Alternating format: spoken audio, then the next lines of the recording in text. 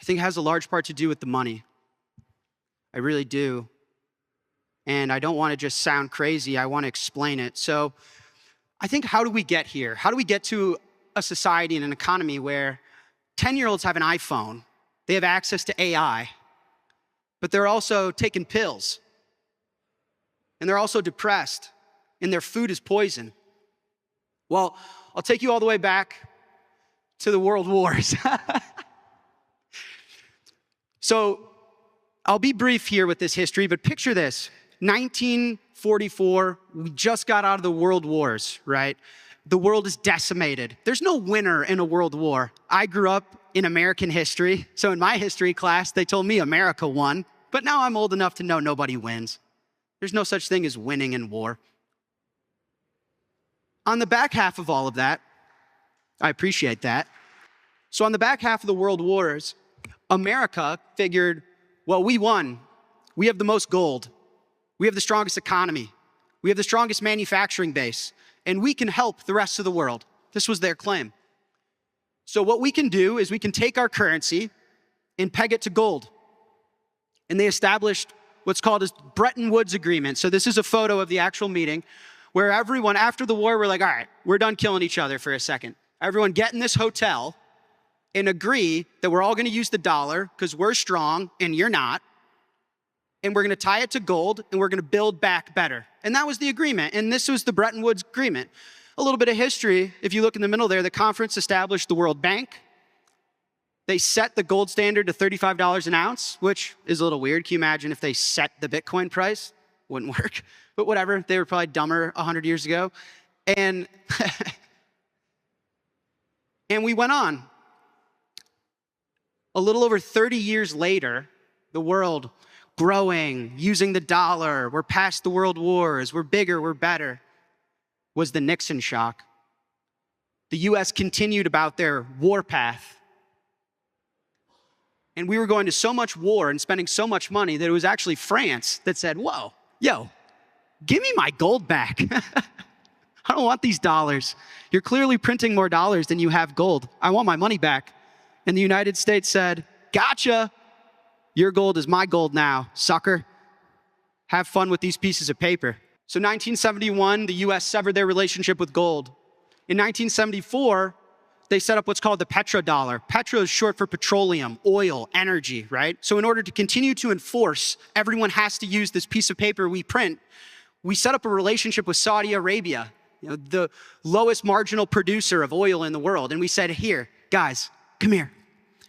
If you price your oil in dollars, we'll give you a lot of weapons and bombs so that you can go fuck people up. And that's what happened. And so then the dollar was de facto backed by gold, or by oil, through violence.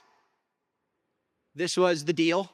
It's so funny. They wear the suits and they look professional and they're just devastating humanity.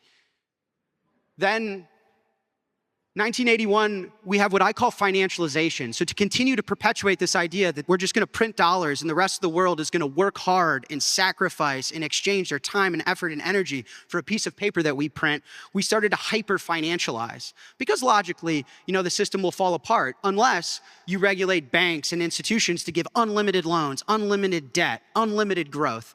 And so this was Reaganomics. I don't know how many Americans are in here, but this is Ronald Reagan, an old president, who basically just invented all sorts of weird math that doesn't make any sense. This probably looks familiar, like politicians today, but they get out a chart and they point at numbers and you're like, looking at it, you're like, wait a second, that doesn't look right. But he's like, well, if I cut your taxes and I carry the 2 and I put it over here and I move interest rates over there, I'm a genius. And everyone's like, let's go. And the deficits kept growing and the deficits kept growing. Obviously, that debt comes due. And in 2008, we had the great financial crisis. Every single financial institution in the world, and especially on Wall Street, devastated, blown out, destroyed. But we bailed them out. Look at Nancy Pelosi in there, somehow always relevant. Look at her in the middle of the page.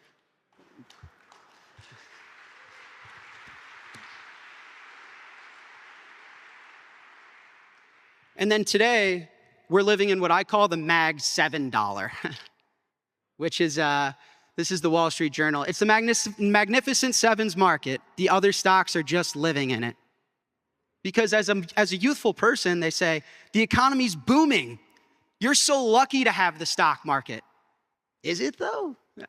I mean, these 7 companies are booming, but the rest of the stock market is shit. And they're like, we're about freedom and prosperity. Are you though? Because this is growth of the US sanctioning countries. So we're gonna print these pieces of paper, force you to use it with violence, and then weaponize your access to it. You're like, well, all the bad things, it's the blues' fault, it's the reds' fault, it's the left's fault, it's the right fault, it's Trump's fault, it's Biden's fault. Is it though? Looks like everyone's doing it. They're like, well, it's all contextual. Yeah.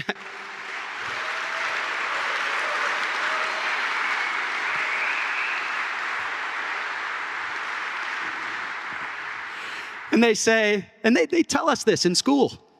And they say, well, you gotta add context, you know. These numbers make a lot more sense when you realize the size of the economy. Really though? Because percentage of GDP, we have more debt than we did at World War II. But I just went to school. We're not in war. Well, we always are somehow, but not in a world war. And they say, but your jobs and your growth and your income is exploding. Is it though? It is on Wall Street, but not for my friends. It's not. And so, chapter 3 is the dilemma we chose. What I don't think people know is we, as in the West and America, we chose this. This wasn't an accident. This wasn't the prior president's fault. We decided this. Does anyone know who this is? This is an economist by the name of Robert Triffin. Does that ring a bell? He came up with this idea called the Triffin dilemma. And it was very simple. A nation who chooses their currency to serve as the global reserve must run persistent deficits, creating tension between, this is the most important part, domestic stability and global demand.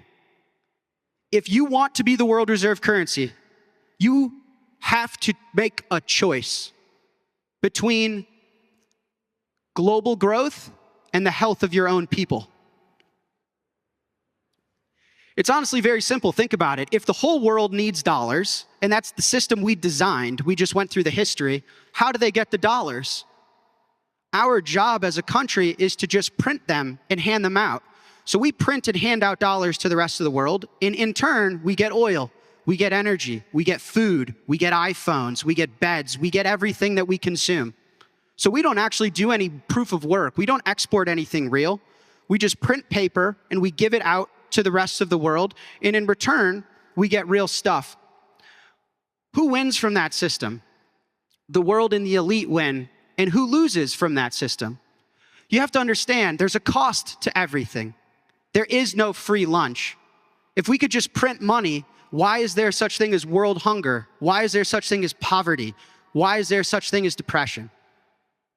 Who's burdening the cost?